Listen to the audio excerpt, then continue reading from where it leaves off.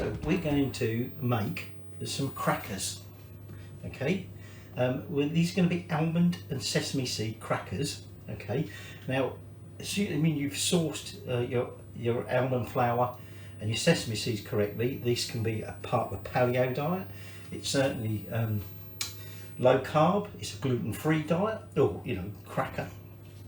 And so all you're going to need for that is some almond flour, some sesame seeds, some baking soda, some salt, some white pepper, and 1 egg. And then we'll just want a little bit of cooking spray, some parchment or greaseproof paper, and a large pan to put them into the oven. Now these are going to make nice thin little crackers. So my oven's on 180 degrees C, okay, I'm getting that up to temperature. So all I need now is just get myself a rolling pin, and then we're ready to start.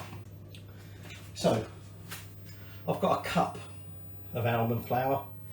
To be honest, it was the only measurement in here that was in cups, and my little measuring thing is in cups, so I'm using a cup. If need be, get that converted to grams. Okay, then I've got 4 tablespoons of sesame seeds.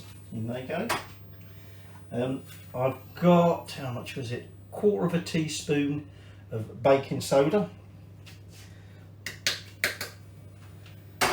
I've got 1/4 teaspoon of salt, and I've got about 1/8 teaspoon of some white pepper. So apart from the egg, that's all the ingredients in it. So all I'm just going to do is some lumps in that almond flour. Now we're not making like macarons, so we don't need to worry about sieving it. We're going to be making a dough out of this, so it's just simply a matter of just mixing them all together, and then we're going to take that egg, 1 large egg, which we just lightly beat, and we'll be adding that to it. So before I add my egg, what I'm going to do is I've got a piece of parchment paper in there, and I'm just going to give it a light spray, and then where's my pastry brush, and I'm then just going to, because the way that's, I don't want to get spraying it everywhere, I'm just going to coat that over, and then while I'm at it, I've got another sheet, and I'm also going to spray that. You'll see why that is in a minute. Okay, so the bottom sheet is what we're going to be cooking on. This is just a top sheet to help us roll it. Now I have cut another piece because when we do this, we're actually going to divide this into 2 batches, obviously because of the size of it. So this will make about 40 crackers in total. Okay. Well, you can make them bigger if you want, and therefore get less. Probably don't want to make them smaller. So in goes my lightly beaten egg, and all I'm going to do now is I'm just going to mix this together, and then get my hand in there and give it a good kneading. So I'm just working this all together. Okay, make sure we've got it all nicely evenly mixed together.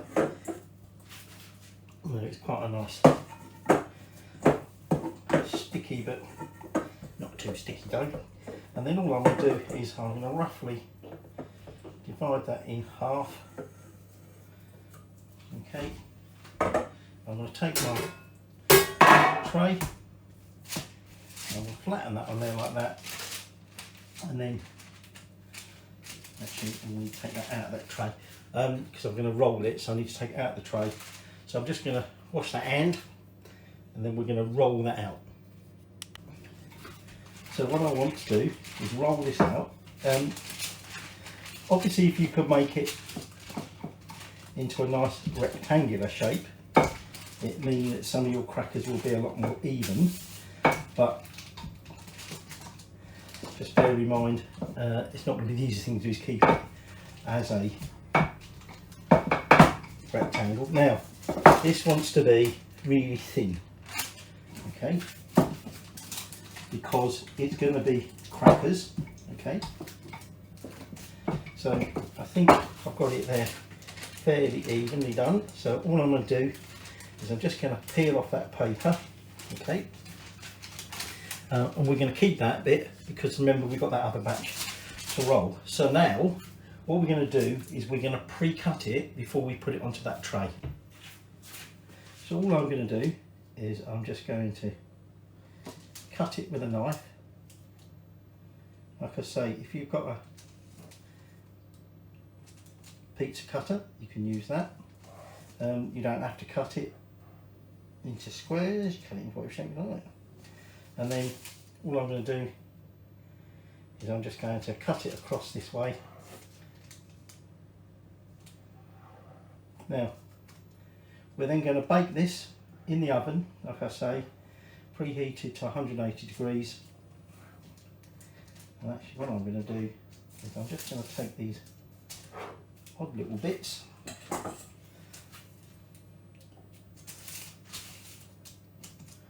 because they ain't going to fall much in the way of crackers. This is going to then go in that oven for up to 15 minutes, possibly 20, but at 15 we'll check on it. We obviously want them to sort of brown slightly, but we don't want to burn them. Right, that's 15 minutes. Let's have a quick check. And I think they're nicely browned. So all I'm going to do is just let them cool on here for about a minute or so, and then I'm just going to slide that onto the cooling rack, and we're going to leave them on that paper until they've cooled, and at which point we can then, if need be, they should, you know, they've hardened and we can break them apart if they're stuck together. And then I'm going to use that tray. I've got my next batch ready to go in, and that'll be another 15 minutes. And then when they're fully cool, we'll have a little taste test. So here's one of the little odd cuts. I've got, well, 19, and then a few of these odd bits.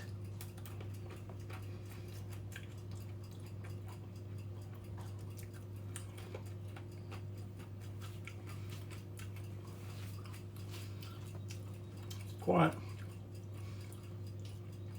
sort of dry biscuity.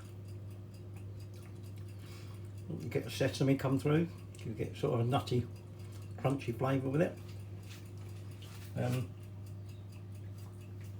They're quite tasty actually on their own, but because they're quite dry, I think they'll obviously be better with some sort of dip.